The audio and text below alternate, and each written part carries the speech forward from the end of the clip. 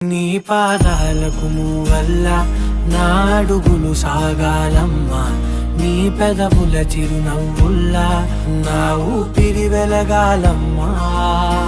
నిరంతరం నీ చంటి పాపల్లే ఉండాలి నేనన్నాళ్ళకి, నిన్ను దిలెంతగా ఎదగాలనుకోనే అమ్మా.